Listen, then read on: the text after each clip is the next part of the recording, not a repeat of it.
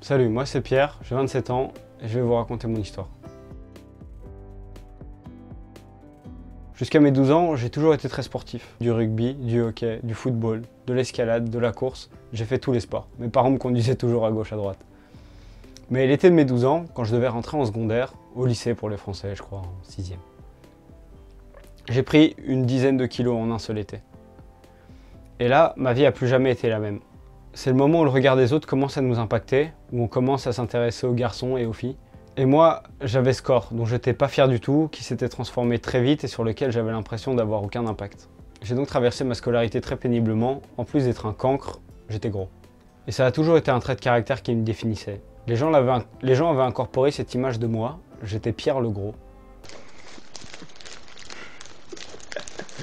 Déconne, hein, Pat. Pas de soucis, en fait. Pat, tu l'as appelé? Pat. Vous avez mal au but. Pat, c'est bon aussi. Et au fond, je pensais que ça m'allait, j'étais marrant, je faisais des blagues sur mon corps, je faisais aussi surtout des blagues aux autres pour éviter de m'en prendre trop plein la gueule. Mais la vérité, c'est que j'ai jamais pu supporter ce corps.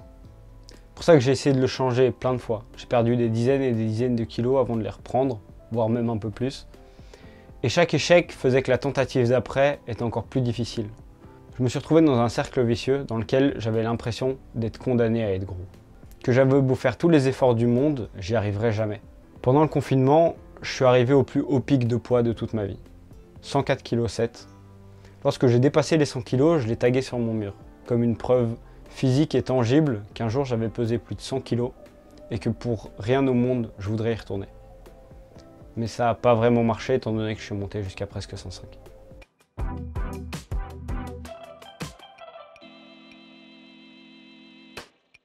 Mais il y a 6 mois, toute ma vie s'est effondrée. J'ai tout perdu en très peu de temps. J'ai dû quitter mon travail parce que je ne supportais plus. J'ai raté mes examens. Mon chien, qui était mon compagnon de toujours, que je voyais tous les jours, promenais tous les jours, à qui je faisais les plus longs câlins du monde, qui m'accompagnait partout, a eu un cancer. Et en 2 semaines, c'était terminé. Mais ça n'a même pas été le plus dur. Le plus dur, ça a été ma première vraie grosse déception amoureuse. La personne que j'aimais le plus au monde, pour qui j'aurais tout fait, tout donné, a décidé que c'était fini entre nous. C'était l'épreuve la plus difficile de toute ma vie et 6 mois après, ça l'est toujours. À partir de ce moment-là, j'avais 2 solutions. M'allonger dans mon lit, manger de la glace, dire que tout ça était injuste, que je le méritais pas et que la vie était une pute. Ou alors, pas trop me poser de questions, avancer et digérer le fait qu'il y a des choses dans la vie qu'on décide pas, qu'on a beau faire tout ce qu'on veut, se démener comme on veut, travailler d'arrache-pied. Il y a des choses sur lesquelles on n'a pas d'influence et qu'on ne maîtrisera jamais. Mais moi, je pouvais changer. Je pouvais même profondément changer. Mon but était de devenir extérieurement aussi fort que ce que j'ai appris à l'être intérieurement. Parce que s'il y a bien une chose que tout ça m'a appris, c'est que j'étais beaucoup plus fort que ce que je croyais. Alors j'ai tout changé. J'ai commencé par mon alimentation. D'un œil extérieur, ça pouvait paraître très strict. Les gens pensaient parfois que j'abusais, mais moi ça me rendait heureux. Je ressentais pas de privation et je me suis donc bâti de nouvelles habitudes alimentaires. Pas un régime, pas un rééquilibrage, pas une anagramme anglophone que personne ne comprend, juste une nouvelle vie alimentaire. Après l'alimentation, il a fallu que je règle mon problème de sommeil. C'est toujours pas trop ça, mais je me suis forcé à me coucher plus tôt, à me réveiller plus tôt, à mettre des choses en place pour améliorer ma qualité de sommeil, en regardant moins les écrans les quelques heures avant d'aller me coucher, en étant plus actif dans ma journée, et en m'efforçant de penser à des choses positives avant d'aller dormir. Après l'alimentation, le sommeil, j'ai décidé de reprendre de manière intensive et donc très régulière la chose qui m'avait le plus manqué, que j'ai toujours aimé faire, qui fait partie de ma vie et même de mon ADN, mais que ma flemme avait trop souvent tendance à mettre de côté. J'ai repris le sport, à raison de 5 fois par semaine, me laissant 2 jours de repos pour éviter de me blesser. Du cardio, de la muscu, des sports collectifs, des foot entre potes, tout était bon pour bouger un maximum. J'ai retrouvé une vieille amie aussi, qui m'avait beaucoup manqué et à qui j'ai décidé d'octroyer à nouveau beaucoup de mon temps, de ma sueur et de mes dimanches matins. Je suis retourné courir le plus souvent possible. Je me suis fixé des objectifs, souvent déraisonnables, mais j'avais besoin de ça pour sentir que j'avançais. Il y avait une course de 15 km dans ma commune et je me suis dit que je devais la faire, que peu importe le temps que j'allais mettre, mon seul objectif était de ne pas marcher. Et je l'ai fait. En 1h36, j'ai bouclé le parcours. Je peux pas vous expliquer ce que j'ai ressenti en franchissant la ligne d'arrivée. Ce sont des moments qui resteront à jamais gravés dans ma tête. Sentir que j'avançais, que mes efforts n'étaient pas vains et que j'allais m'en sortir, ça a été un des moments les plus forts de ma nouvelle vie. Mais comme la vie avait décidé que pour moi le mode facile était terminé, j'ai eu des problèmes de genoux qui m'empêchent jusqu'à aujourd'hui de courir. Et les 20 km qui avaient lieu 2 semaines plus tard, pour lesquels je m'étais entraîné tous les jours, devenaient soudainement une lointaine illusion. J'ai donc dû arrêter de courir et me réfugier chez ma deuxième meilleure amie. Une maladie grave nous avait trop longtemps tenus éloignés. Mais les salles de sport étaient maintenant ouvertes pour de bon, et ce 24 heures sur 24, 7 jours sur 7. J'avais mon permis, de la détermination et des amis. Rien, strictement rien, ne pouvait se mettre en travers de mon objectif. Le poids idéal, celui que je me suis toujours fixé, le rêve d'un jour peser 75 kg. Et même si je sais que se fixer un objectif de poids n'est pas toujours la meilleure des idées, je voulais y arriver.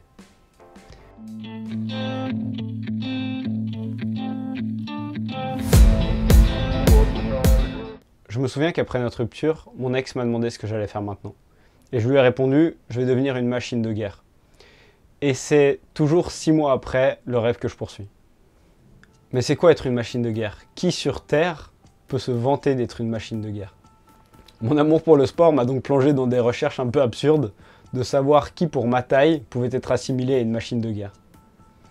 Et après de longues réflexions, beaucoup de recherches et de comparaisons un peu fumeuses, j'ai trouvé. Je me suis tourné vers les combattants de MMA. J'ai comparé leur taille, leur poids et leur palmarès. Le but était de trouver qui allait être l'icône de ma transformation. On n'en avait rien à foutre de leur compte en banque, de la personne ou même de leur personnalité. Seul le palmarès et les aptitudes physiques comptaient. Je me suis assez vite tourné vers Conor McGregor, mais le palmarès n'était pas des plus convaincants. Même si From Groport ou McGregor sonnait plutôt bien, j'ai découvert quelqu'un d'autre. Son rival, le combattant idéal, 29 victoires pour 0 défaite, champion invaincu, physique de tueur à gages. Il y a même une vidéo de lui à 8 ans où il combat un ours. C'était sûr, c'était lui, Khabib Nurmagomedov. Très difficile à dire, Nurmagomedov. Il fallait maintenant trouver un nom à ma transformation. Et il est apparu tout naturellement un soir très tard sur Discord, From Kebab to Khabib. De mois en mois, mon physique s'améliorait, mon ventre dégonflait, mes joues se creusaient et mes bras se raffermissaient. Des centaines de séances à la salle, des dizaines et des dizaines de litres de soupe, de salade, de granola et de salade de fruits ont eu raison de mon physique ingrat. Le poids descendait, mes fringues s'agrandissaient, j'ai même fini par flotter dans toute ma garde-robe.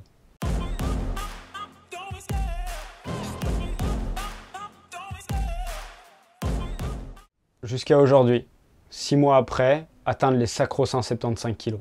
J'en suis très fier, ça a été énormément de travail. Je dirais pas de privation, parce que je suis très heureux de ce que je mange et je ressens pas de manque. Et je bois de l'alcool, assez peu, mais ça a toujours été comme ça.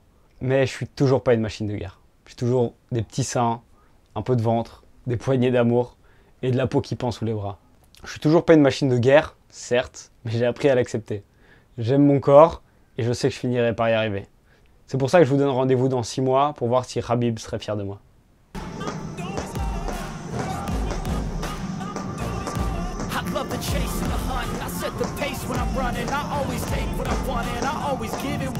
Don't need a bank, no I'm funded. Play the game like it's nothing. I'm always thankful for something. Don't take for granted, stay humble. Now wake up! It's time to look at the enemy. Look in the mirror if he is no friend to me. It's not working out, maybe it's the chemistry. It's time to break up so I can make a better me. Better believe in your mind, cause it's everything. You can mold, shape, find almost anything. All it takes is some time and some clarity to find your identity. It's mind over everything.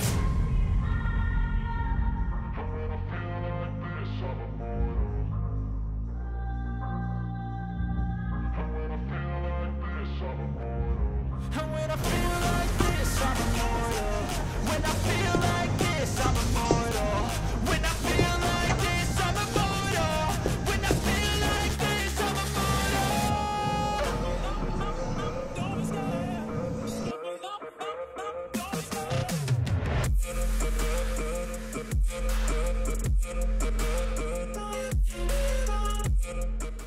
Maintenant que cette vidéo est terminée, j'ai quelques personnes à remercier. Mes amis qui m'ont soutenu, ma famille qui a toujours été derrière moi, non sans crainte, mais avec beaucoup de fierté pour ce que j'ai fait. Ma mère, évidemment, qui ne supporte toujours pas de voir son frigo vide lorsqu'elle veut manger ce qui lui plaît, ou alors les 5 litres de soupe qui occupent toujours la moitié du frigo.